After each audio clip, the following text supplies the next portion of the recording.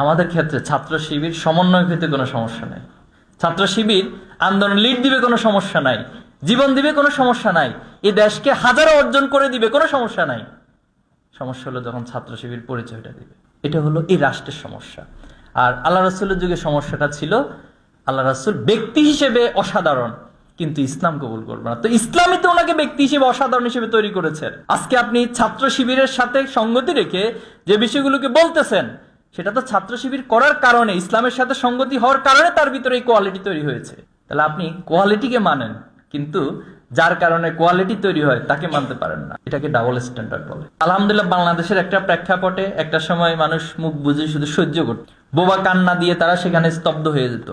কিন্তু এখন আলহামদুলিল্লাহ মানুষ বলতে পারে, যেই ভুল করে তিনি যত বড়ই হোক, যত বড় আর কি 15 বছর হাসিনার চেয়ে বড় তো কেউ ছিল না। না, হাসিনাকে যে পরিমাণ স্ল্যাং ইউজ করে এই প্রজন্ম লাল কার্ড দেখাইছে, তার চেয়ে আর বড় পেসিস্ট কি হবে, বা তার চেয়ে আর বড় স্বৈরাচার বাংলাদেশে কি হবে? এজন্য ডোন্ট কেয়ার। ওকে, এখন আসেন ফ্যাসিবাদের ক্ষমা নিয়ে যে নতুন করে কিছু তর্ক বিতর্ক চলছে। তো ক্ষমা তো তাকেই করা হয় যে ক্ষমা চায়, ভুল স্বীকার করে, নাকি? এখন আপনি যখন একটা পাপ কাজ করলেন, আল্লাহ তাআলা আপনাকে অটো ক্ষমা করে দেন, নাকি আল্লাহর কাছে গিয়ে তাওবা করেন, ইস্তেগফার পড়েন, এরপরে কান্নাকাটি করে আল্লাহ তুমি আমাকে মাফ করে দাও, তখনই তো ক্ষমা করা হয়। আবার ইন দ্য সেম ওয়েতে কোনো ব্যক্তি যদি আপনার সাথে অপরাধ করে, অপরাধ করার পরে সে বলছে যা করছি পারলে আরো করব, তখন আমি ঠিক আছে মাফ করে দিলাম, বিষয়টা কি এমন ঘটে? না, বিষয়টা হচ্ছে তাকে আগে ভুল স্বীকার করতে হয় যে আমি যে গণহত্যা চালাইছি, আমি যে অন্যায় করছি, মানুষের উপর জুলুম করছি, এটা আগে স্বীকৃতি দিলাম, ইনশাআল্লাহ আমি এখন থেকে ভালো হয়ে যাব। তখন এবার প্রশ্ন আসবে যে তাকে ক্ষমা করা হবে কি হবে না, নাকি শাস্তি দেওয়া হবে। কিন্তু সে তার অলরেডি আমরা যেটা দেখতেছি তাদের অনলাইন অ্যাক্টিভিজম এর অন্যান্য জায়গায় তারা বলতেছে তারা গণহত্যা চালাই নাই। এখনো পর্যন্ত তারা ওই কি বলে মেট্রো রেল নিয়ে কান্নাকাটি করতেছে, কিন্তু দেখছেন কিনা আপনারা? মেট্রো রেল নিয়ে, বিটিভির ভবন নিয়ে কান্নাকাটি এখনো তারা করতেছে। তো সে ব্যক্তিগুলো, তাদের সামনে হাজার হাজার লাশ, হাজার হাজার মায়ের আহাজারি, হাজার হাজার গুলি, তো আমরা ওই সময়তে আমরা ভিডিওগুলোতে দেখেছিলাম অনলাইনে বিভিন্ন চ্যানেলগুলো। তো তারা এখনো পর্যন্ত অহংকার এবং ঔদ্ধত্য প্রকাশ করতেছে। তাহলে তাদেরকে তো ক্ষমার প্রশ্ন কিভাবে আসে?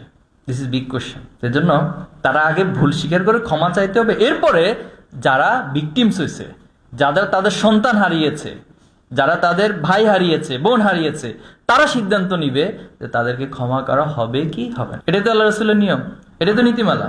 এবং পুলিশকে আমরা বলতে শুনেছি যে একটাকে মারি একটা মরে, বাকিটি যায় না। বাকিটি কেন যায় না?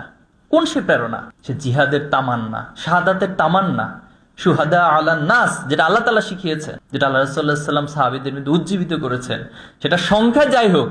দেখেন, আবু সাঈদের হাতে তো কোনো মরণাস্ত্র ছিল না, কোনো আধুনিক কোনো অস্ত্র তো তার হাতে ছিল না, সামান্য একটা আইকনিক লাঠি ছিল। কিন্তু তার বিপরীত পাশে কি ছিল? আধুনিক আগ্নেয়াস্ত্র ছিল, এবং সেটা দিয়ে তাকে গুলি করে হত্যা করা হয়েছে। তো সে জায়গাতে আল্লাহ রাসূলের সাহাবায়ে আজমাইনরাও তার বিপরীত পক্ষে কাফেররা ওই সময়কার সবচেয়ে আধুনিক অস্ত্র ব্যবহার করত, কিন্তু আল্লাহ রাসূলুল্লাহ সাল্লাল্লাহু আলাইহি ওয়াসাল্লাম সাহাবীদের ভিতরে ঈমানের, শাহাদাতের সে তামান্নার কারণে তারা সে সমাজকে তাদের ত্যাগের মধ্য দিয়ে, তাদের জীবন দেওয়ার মধ্য দিয়ে, শাহাদাতের মধ্য দিয়ে, রক্তের মধ্য দিয়ে সোনালী সমাজে রূপান্তর করেছে।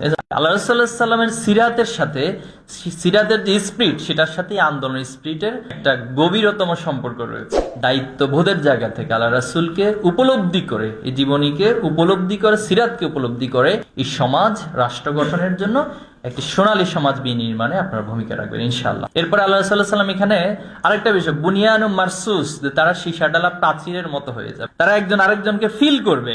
সেই ফিলটা আমরা দেখেছি যখন আবু সাঈদকে মেরে ফেলা হলো, শহীদ করে দেওয়া হলো, তখন আমরা যারা ছিলাম আমরা বলছি উই আর আবু সাঈদ। এবং একটা ছোট্ট শিশু আমরা দেখেছিলাম যে পুলিশের দিকে তেড়ে যাচ্ছিল।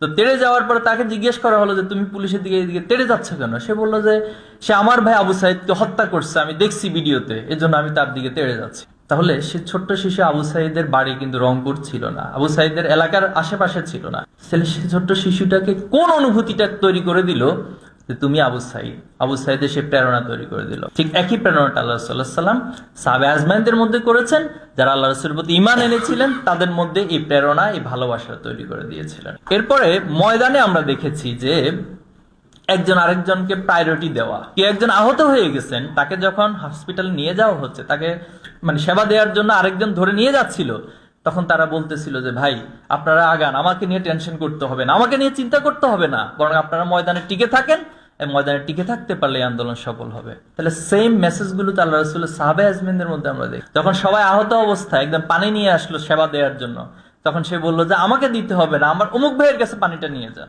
তাকে গিয়ে সেবাটা দিন, যাতে করে সে সুস্থ হলে এই আন্দোলনের জন্য এই ময়দানে সে ভালো ভূমিকা রাখতে পারে। তাহলে আল্লাহ রাসূলুল্লাহ সাল্লাল্লাহু আলাইহি ওয়াসাল্লামের যে শিক্ষা, যে চেতনা, সেটাই আমরা আজকে এই 24-এর আন্দোলনে বাংলাদেশের ছাত্র সমাজের, সেটা বাই নেচার হোক অথবা সেটা